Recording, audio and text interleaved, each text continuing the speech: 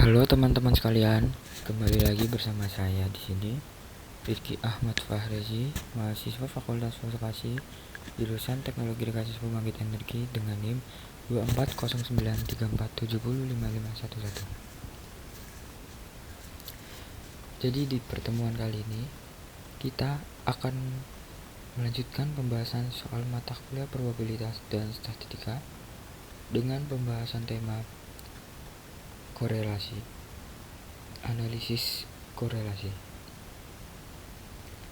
Sebelum kita membahas soal kasus, tujuan dari pembuatan video ini yaitu yang pertama, untuk memenuhi tugas mata kuliah probabilitas dan statistika yang diampu oleh Dr. Singgih Dwi Prasetyo Sarjana Teknik Magister Teknik, dan yang kedua, untuk mengajarkan kepada teman-teman bahwa statistika itu asik serta berdiskusi mengenai statistika.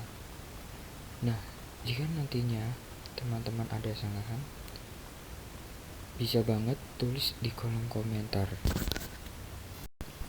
Nah, sebelum kita masuk teman-teman, apakah teman-teman sudah pernah mendengar apa itu korelasi? Sebenarnya teman-teman, dari materi sebelumnya yang sudah saya jelaskan, di situ terdapat poin mengenai korelasi teman-teman.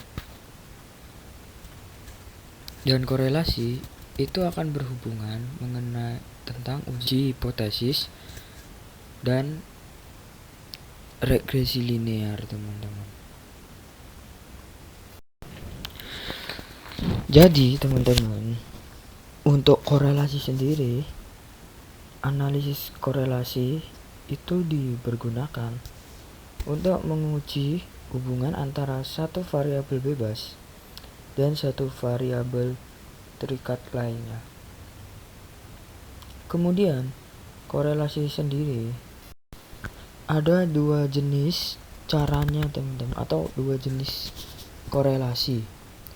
Yang pertama yaitu percent product moment, atau datanya itu berbentuk data interval rasio. Kemudian yang kedua ada Spearman rank. Untuk Spearman rank, data berbentuk ordinal teman-teman. Nah, jadi jika teman-teman ingin menentukan suatu korelasi, maka teman-teman harus memperhatikan bentuk dari data yang akan teman uji dulu ya teman-teman. Nah, kemudian teman-teman, bagaimana sih rumus atau cara mencari datanya menggunakan perhitungan teman-teman?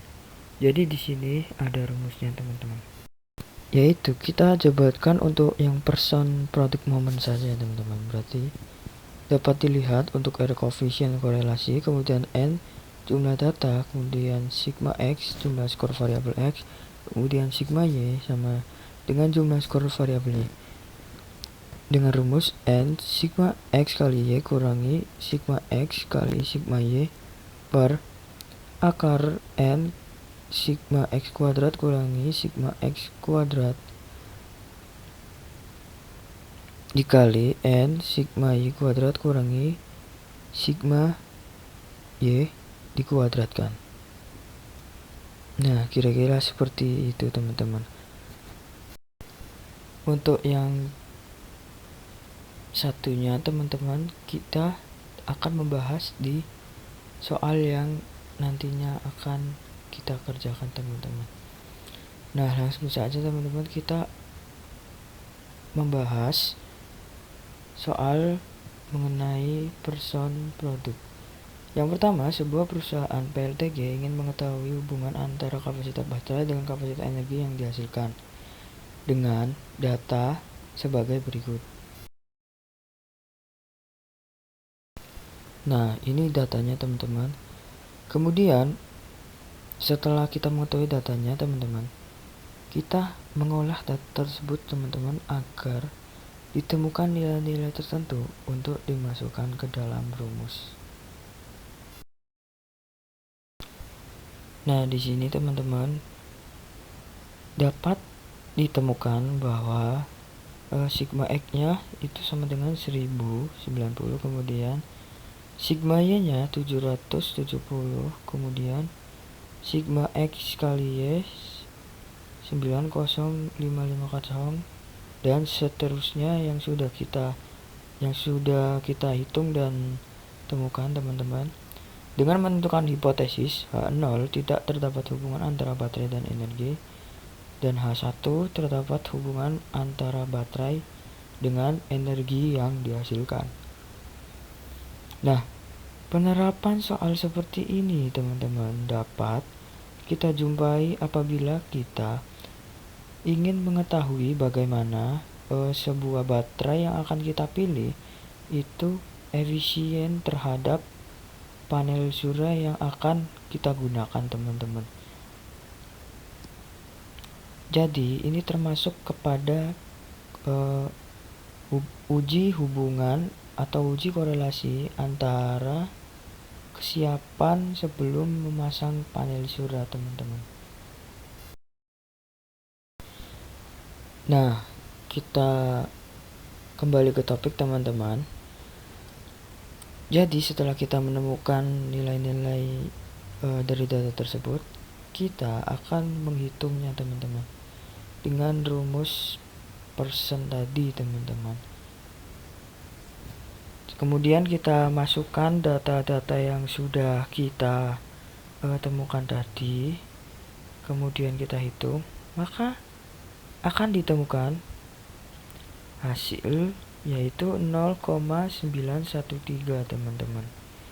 Nah, hasil ini itu mendekati angka 1, teman-teman. Jadi nanti kita lihat, teman-teman, apakah ada hubungan antara baterai dengan energi yang nantinya dihasilkan.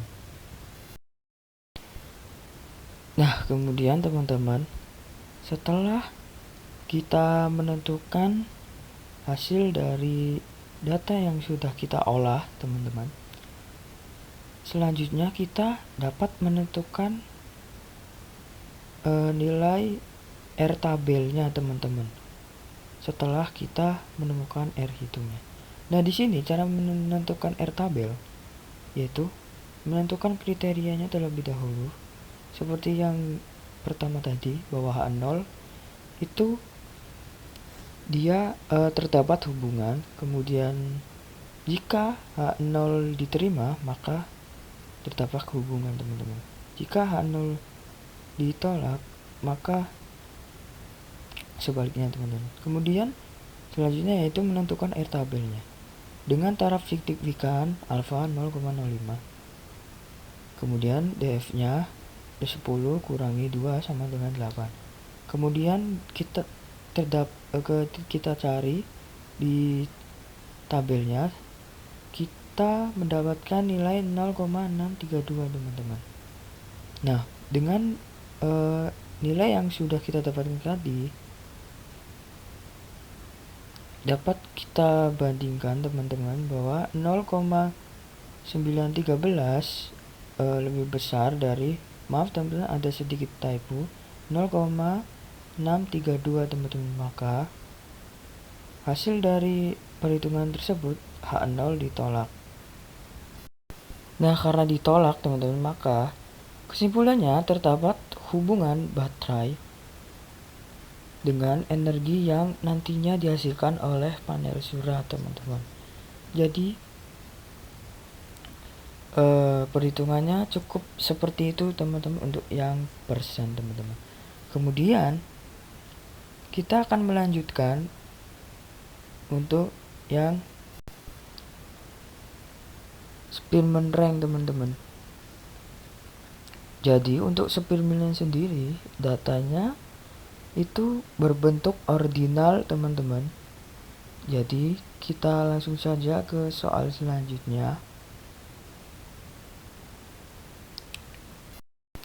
yaitu di sini, teman-teman, seorang teknisi panel surya ingin mengetahui hubungan hasil panas panel dengan efisiensi energi yang dapat ditangkap gelombang berikut datanya teman-teman. Nah, itu datanya teman-teman. Nah, kemudian kita mencari datanya terlebih dahulu teman-teman. Setelah itu kita masukkan data yang telah kita cari ke rumus dari Spearman Rank ini. Dapat ditemukan bahwa R-nya ditemukan 0,854 teman-teman. Di sini setelah kita menemukan untuk R hitungnya teman-teman, kita akan mencari seperti biasa R tabelnya teman-teman.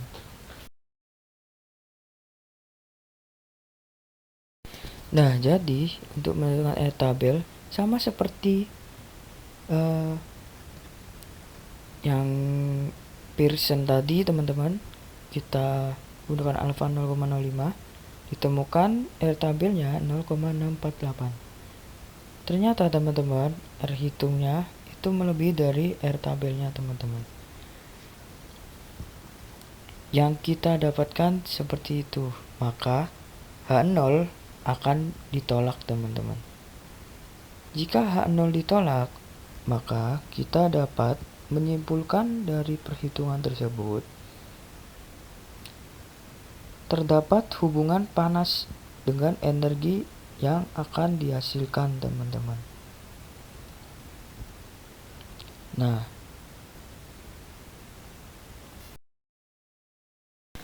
untuk pembahasan soal kali ini teman-teman, sepertinya cukup sampai di sini teman-teman. Jika teman-teman punya cara lain untuk menghitung atau menemukan sanggahan lain, teman-teman boleh berkomentar di bawah ya teman-teman. Kemudian sebelum kita memasuki penutup, kita akan menyimpulkan dari materi yang telah kita pelajari ini teman-teman.